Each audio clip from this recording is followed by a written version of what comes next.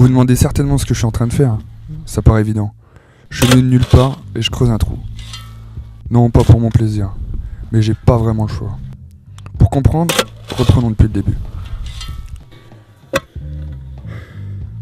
Je suis journaliste et je travaille sur une inquiétante disparition.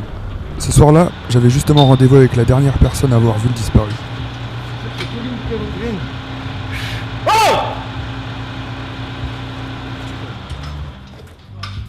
Les gars, il est dégueulasse le Manitou, on est plein les chaussettes là. Bonjour, vous êtes le journaliste? Oui, c'est ça. Il semblerait que vous soyez la dernière personne à l'avoir vu. Exact, le mec à moustache. En tout cas, la dernière fois que je l'ai vu, il était ivre-mort. Hein. Ça, c'est clair. Il était ivre ou mort? Non, c'est pas ça du tout. Patrick, qu'est-ce que tu fous là? Je t'ai dit de foutre le carbu là-haut, donc tu te dépêches.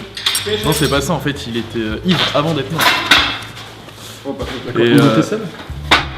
Non, j'ai dit aux flics qu'il était reparti avec... Par contre, après, je sais pas du tout ce qu'ils ont fait. C'était parfait. J'avais le nom et le numéro de la fille. S'il y a des choses que je dois savoir, elle me le dira. Les gars, putain, c'est pas ça du tout.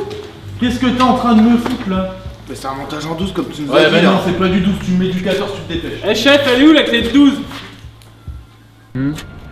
J'ai appelé la fille et je lui ai donné rendez-vous au Sherlock Pub. J'avais un paquet de questions à lui poser. Elle m'a appris qu'elle sortait avec le dernier disparu. La discussion sera certainement intéressante.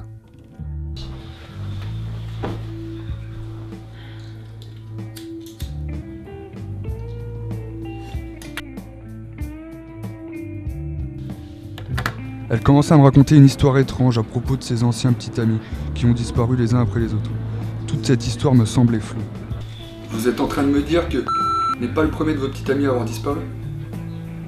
Il y a eu... Étrange, non? Elle fumait clope sur clope, elle était nerveuse. Il était comptable. Ça veut rien dire, vous savez, en ce moment tout le monde a un couteau en Suisse. C'est dur, très dur, de nos jours maintenant. Pourquoi il est parti? Je me dis que peut-être qu'il est parti à cause de moi, ou je ne sais pas. Pas de nouvelles, on s'en fout. Il a disparu il y a un mois, des photos, enfin, le seul souvenir qui me reste, quoi. Et voilà le dernier en date.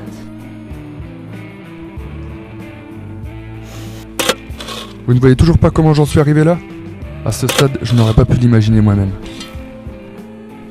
Bref, elle m'avait donné les coordonnées de ses deux ex, non disparus. Intrigué, je décide d'aller les voir. Le premier, un vigneron. D'après les propos de la fille, pas très commode.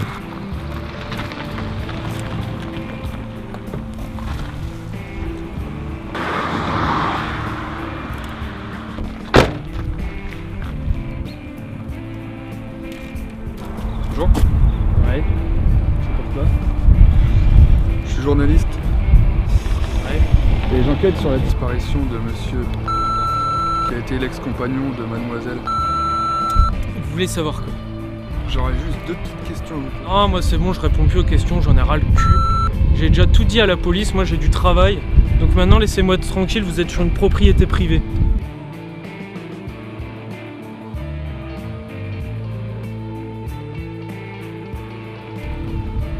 Après l'accueil glacial du vigneron, je décide de procéder différemment pour le second. Finalement, je décide d'aller à son domicile. Ouais. Ouais, bonsoir, je suis journaliste et ce serait pour vous parler de l'affaire de...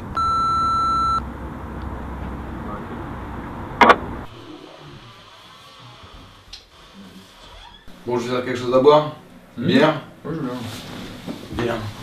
Donc je vous écoute. Ouais, j'étais passé, j'enquêtais sur la disparition de monsieur qui fréquentait madame que vous connaissez très bien.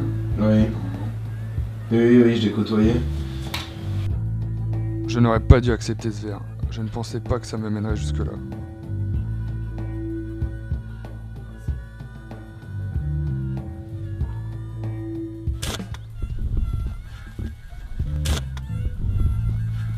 Vous vouliez savoir?